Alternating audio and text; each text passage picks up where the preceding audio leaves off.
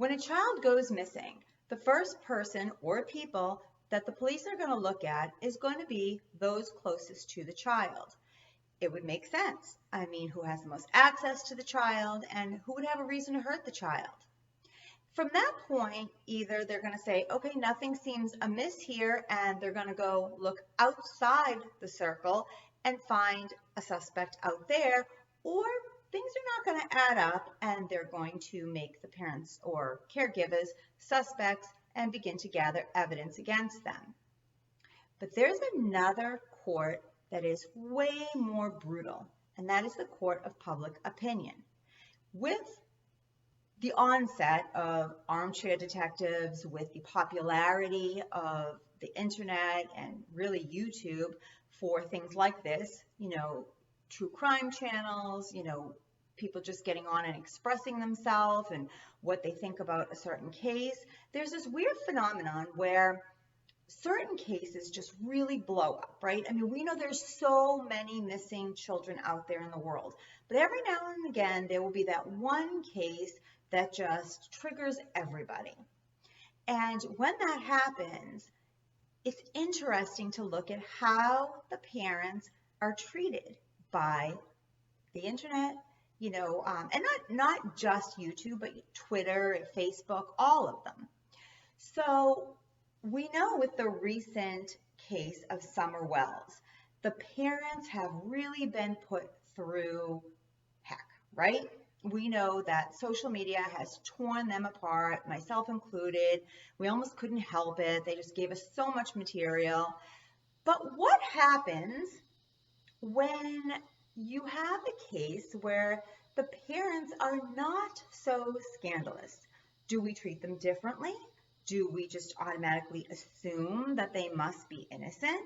Let's look at the case of Madeleine McCann for a second. Now, Madeleine went missing on a holiday vacation with her parents, Kate and Jerry McCann, and her 2-year-old siblings. They were staying in southern Portugal, and they rented out kind of like a vacation apartment. And this was in May of 2007. Little Maddie, as she was known, was born on May 12th, 2003. I had to peek and make sure I had it right.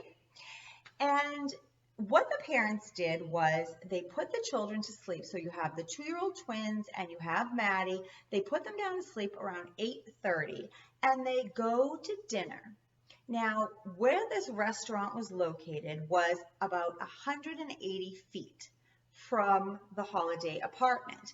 And they met up with some other friends who were also vacationing with their spouses and their children as well. And I guess this was like a no children dinner. So they all put the children to sleep and they met up over here. Now, let's just stop right there for a second. We're talking very young children. And I remember when this case first, made headlines. Yes, there were some people that were kind of shocked that they put the kids to bed and then went to dinner. And then I kind of remember people just saying like, oh, like that's just like a normal thing. It's like a cultural thing. And I don't know if they meant cultural as in the UK where the McCanns were from, or if they meant, this was normal in southern Portugal. I don't really think that that's a cultural thing. Personally, I don't think, correct me if I'm wrong, put it in the comments if you know. I couldn't really find anything online because what do you even write? Is it culturally normal in Portugal to leave your children alone? Like, I don't know. I personally do not think that it is something that is very common anywhere to leave children completely by themselves asleep. I would assume it was 8:30 and go off to dinner. And I know that some people did kind of say from the beginning that that was unacceptable, but there was so many people defending this as though it was like, oh no, that's just what they do. Is that not neglect? Is it me? Am I crazy? Because Candus Wells was chewed alive on social media for leaving her boys alone while she took her mom to the doctors. And those kids were like, the oldest I think was 12, and the others were somewhat around his age but younger. And she was just, I mean, she was bashed on and on and on for this. And I know for a fact that I personally know people that wouldn't have a problem with leaving the children home alone while they ran an errand. Now, granted, she did get sidetracked and go off to the lake and whatever else. She did have Summer with her, so she didn't have the youngest one at home. And she went through a lot of flack about that. And yet the McCanns were kind of given a free pass on that one. They stated that during dinner, people rotated and took turns going back and checking the children. And I heard every 20 minutes, and I heard somebody else say every 30 minutes. It was reported as 20 minutes or 30-minute intervals where they would go back and check the children. I say baloney. I don't believe that you guys were having drinks and dinner and, talking and laughing and doing whatever you do with your friends on a holiday. And every 20 minutes you looked at your watch and were like, oh, time to check the children. And then you walked all the way over and you checked on them, and then you came back and then you resumed your fun for 20 more minutes, and then, oh, time to go check the children. I don't believe that. Maybe that was your intention. Maybe you even did it once or twice. But I think after that, you were probably just like, they're fine. Now, when she went to check the children, which she must have checked them at some point, because when she went there, apparently little Maddie was missing. And I have to say that, yes, they were pretty much persons of interest right away. And some people did bash them. I remember particularly on like Twitter and Reddit and stuff, but for every person that bashed them, they had just as many supporters. And I don't think that the balance for the Wells is quite that way. I think that there's probably a majority of people who think that, they are, if not guilty, at least extremely negligent.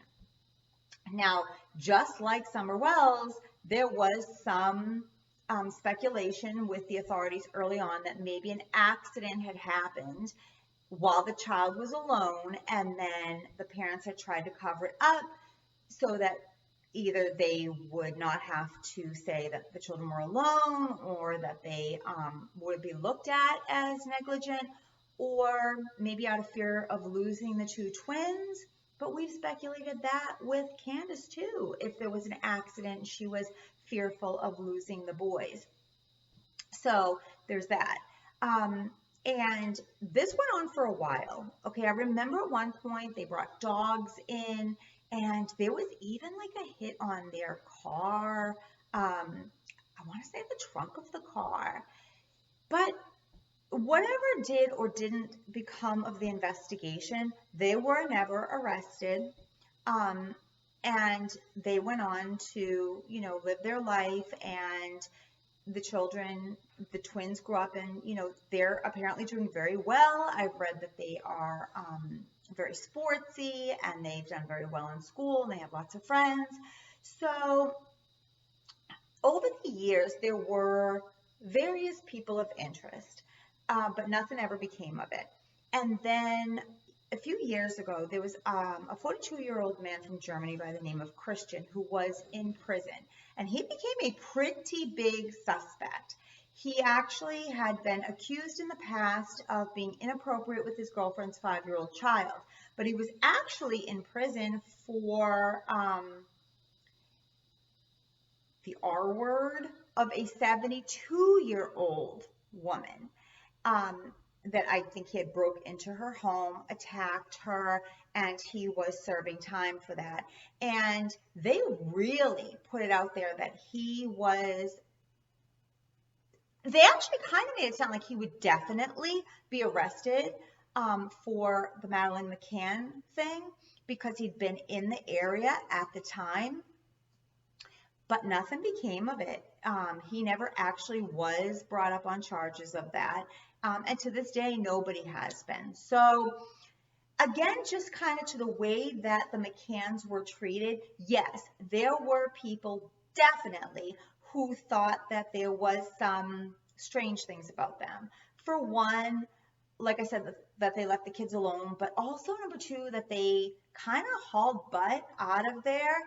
I mean, I guess not that I would expect that they would stay there forever. That's not where their home was. But I would think if my child had gone missing and she wasn't recovered, so it's not like she was found deceased or anything and, they had to go home.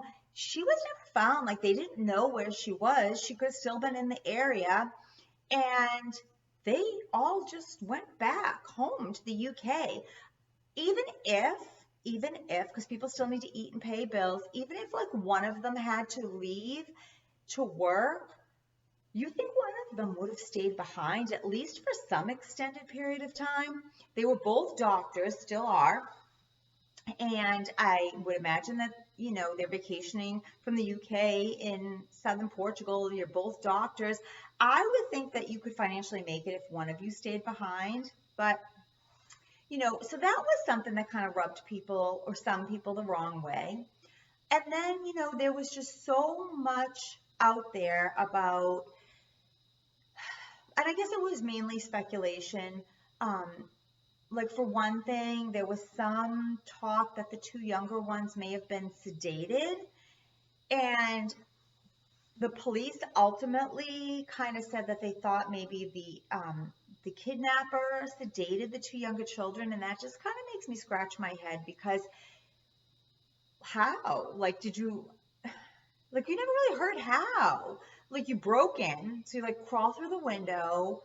I don't know, you've been watching this child and you're going to abduct this one child, but you're not going to abduct the two others. So how do you give them the sedative? Like, do you make them take it orally as medicine? Weren't they sleeping? Did they wake up? Did you give them like milk with a sedative in it? Like, there just was no information. It was just weird. I would think the more realistic part of that might be that the parents gave them something to sleep so that they wouldn't wake up when they went to dinner. In the 90s, like, people did that with Benadryl. These days, people do that with melatonin. Not that they go out to dinner with it, but I mean, like, to help get a kid to sleep. So, I know you shouldn't, but like, I'm just saying, people do it. So, was that what happened? Because that sounds a little bit more logical than the kidnapper trying to like sedate two younger children upon his arrival. I don't know. And, overall though, when you really look at it, they definitely were not trashed the way that the Wells are. Was that because they were doctors, because of the way that they looked? They presented themselves well, they spoke well. How did they kind of overcome all of these obstacles? Like, weird story around the abduction, leaving your kids alone, possibly sedated children. Like, how did you overcome all of these things in the media to still kind of walk away as grieving victim parents? And here we have the Wells, who, right from like jump, people were just like, ew, like, look how you're raising your kids. You left them alone. You went here, you went there, you left these kids alone. Your story doesn't make sense, blah, blah, blah, blah, blah. Because really, we have all the same things going on in the McCann case. And she has never been found. So, I have to say, I've been kind of hard on the Wells. But really, it wasn't even because of how they lived. It wasn't because she left the kids alone, because I have plenty of people that I know that would leave a 12-year-old and maybe a couple of younger siblings alone while they, ran out to do an errand. For me, it came down to the allegations that came out around Dawn and inappropriate things with younger people, his stepsisters and stuff like that, and kind of the way he handled it and things that he said. That was kind of the turning point for me. And then after that, I probably just got petty and looked for reasons to think that they were possibly involved. Because in the beginning, I really I didn't have an opinion either way. I didn't hold it against them, how they lived or how they looked or, what other things that they may have had going on. It was really when those allegations came out and then the way that he spoke on them, kind of really just defended himself on it, and it rubbed me the wrong way. So that's kind of like what my tipping point was. But right from the beginning, I mean, the majority of people on social media were already tearing into them. What do you think? Is it the way that you present yourself? Is it your occupation? Is it your financial status? What is it in social media that will either generate sympathy for you or send out the masses on attack? Give me your thoughts on it. Because really, when you break away all of that exterior facade and you just look at the cases, one is just as baffling as the other. One has just as much unbelievable scenario as the other. Not that it couldn't happen. In either case, it could completely be a stranger abduction. But just looking at the two cases, it's not like one had a story behind it that you were just like, oh, wow, that sounds really legitimate. And the other one was just like, no, that sounds ridiculous. I mean, they both kind of sound fishy, don't you think? I mean, your kids are fine, they're sleeping, you lock up and you go off to dinner 180 feet away, and somebody breaks in and like kidnaps the kid out of the sleep and leaves the two other siblings behind, never to be seen again, and then of course, little Summer, they're gardening and the kid goes inside for a couple minutes and like poof, she's gone. Hopefully not forever, but this was back in June, so it's not going well. There hasn't been any big breaks in the case. We don't know where she is, so just give it some thought. Give it some thought as to what kind of is it about the people in a case that either turns the media towards you or away from you in terms of deciding your innocence or your guilt. So that's it for today. That was just a thought I was having. Hopefully both of those kids come home soon, and I'll see you later. Put your thoughts in the comments. Bye.